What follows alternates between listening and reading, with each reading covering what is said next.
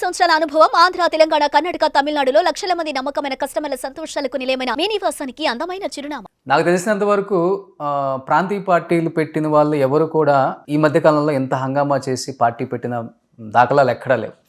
అలాంటిది మీరు పెట్టిన తీరు కావచ్చు, మీరు చేసిన ధర్నాలు కావచ్చు, మీరు వినిపించిన గలం కావచ్చు, అంతా ఎంత కాదు, చాలా కష్టపడ్డారు. అలాంటిది ఒక్కసారిగా రామచంద్ర యాదవ్ ఎలక్షన్స్ అప్పుడు అలా పార్టీలు పెట్టి మెరిపించారు, మైమరిపించేశారు బీసీలని. ఒక్కసారిగా మళ్ళీ ఎలక్షన్స్ అయిపోగానే తెలంగాణలో పార్టీ కూడా క్లోజ్ చేశారు అన్నారు. మళ్ళీ చూస్తే తెలంగాణలో మళ్ళీ బీసీవై పార్టీ ప్రారంభోత్సవం. ఇది ఎన్నిసార్లు ఓపెన్ చేస్తారు, ఎన్నిసార్లు క్లోజ్ చేస్తారు, మళ్ళీ ఎన్నిసార్లు ఓపెన్ చేసుకుంటూ పోతారు? అసలు ఏంటి, అసలుకి కథ ఏంటి అసలుకి? బీసీవై పార్టీ భారత చైతన్య యువజన పార్టీ ఆవిర్భావం నుండి ఈ రోజు వరకు నేనైనా, పార్టీ అయినా, పార్టీ నాయకులైనా, కార్యకర్తలైనా పూర్తి స్థాయిలో ప్రజల్లో ఉన్నారు, పూర్తి స్థాయిలో పోరాటం చేస్తున్నారు, పార్టీని పూర్తి స్థాయిలో ప్రజల్లోకి తీసుకెళ్లే కార్యక్రమం జరుగుతోంది. మీరన్నారు హంగామా అని, పార్టీ హంగామా, తెలంగాణ గురించి కూడా చెప్తాను. బోత్ ద స్టేట్స్ పార్టీ ఎక్కడా హంగామా చేయలేదు, పోరాటం చేసింది.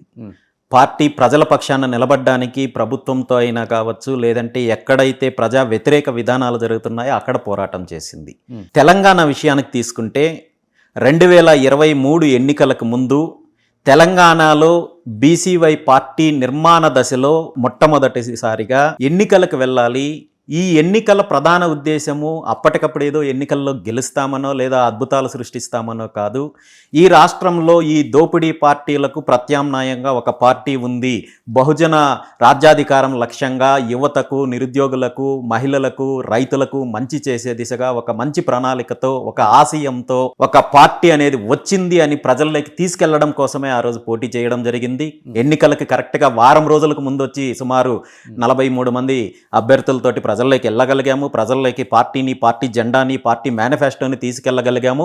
ఆ తర్వాత జరిగిన పరిణామాల్లో జనరల్ ఎలక్షన్లు రావడము, ఇటు ఆంధ్రప్రదేశ్లో అసెంబ్లీ ఎన్నికలు రావడము, నా మీద అప్పట్లో ఉన్న ఇబ్బందుల వల్ల గవర్నమెంట్ చేసిన ఈ ఏదైతే తప్పుడు కేసులు కావచ్చు, ఇబ్బందులు కావచ్చు, వీటన్నింటి వల్ల కూడా పూర్తి స్థాయిలో తెలంగాణలో నిర్మాణం పైన కేంద్రీకరించలేకపోయాం. సో ఇవన్నీ అయిన తర్వాత పార్టీ నిర్మాణం చేయాలనే ఉద్దేశంతో పార్టీని పూర్తి స్థాయిలో గ్రౌండ్ లెవెల్ నుండి రాష్ట్ర స్థాయి వరకు కూడా నిర్మాణం చేపట్టాలనే ఆలోచనతో ఈరోజు 2 రోజుల క్రితము ఇక్కడ పార్టీ ఆఫీస్ ఓపెన్ చేయడం జరిగింది. కాదు రామచంద్ర యాదవ్ గారు, ఇప్పుడు 40 సంవత్సరాలు 30 సంవత్సరాల అనుభవం ఉన్న పెద్ద పెద్ద రాజకీయ నాయకులు ఆంధ్రప్రదేశ్లో కావచ్చు, తెలంగాణలో కావచ్చు, అతిపెద్ద ప్రాంతీయ పార్టీ అని చెప్పుకునే నాయకులు కూడా స్టేట్ డివైడ్ అయిన తర్వాత ఒక స్టేట్ మీద ఎక్కువ ఫోకస్ పెట్టి ఆ స్టేట్ డెవలప్మెంట్ మీద, ఆ స్టేట్ ఓటర్స్ మీద ఫోకస్ చేశారు.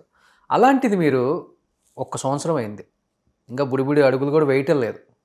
అలాంటిది మీరు 2 స్టేట్లలో ఫోకస్ చేసి కేవలం ఈ క్యాస్ట్ ఫీలింగ్ తీసుకొచ్చి రేపు శవ రాజకీయాలు లేకపోతే కుల రాజకీయాలు ఇది మాత్రమే మీ మెయిన్ అజెండా అనే అనుకునే వాళ్ళకి ఏం చెప్తారు అసలు మీరు?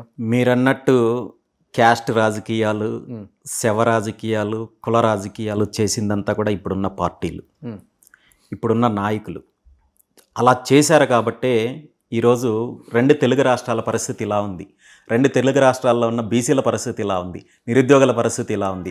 రాష్ట్రాన్ని పూర్తి స్థాయిలో దోపిడీ చేసింది, రాష్ట్రానికి అన్యాయం చేసింది, బీసీలకు అన్యాయం చేసింది. ఇప్పుడున్న ప్రధాన దోపిడీ పార్టీలు ఏవైతే ఉన్నాయో, కుటుంబ పాలన సాగిస్తున్న పార్టీలు ఏవైతే ఉన్నాయో, నియంత పార్టీలు ఏవైతే ఉన్నాయో వాళ్ళు చేశారు.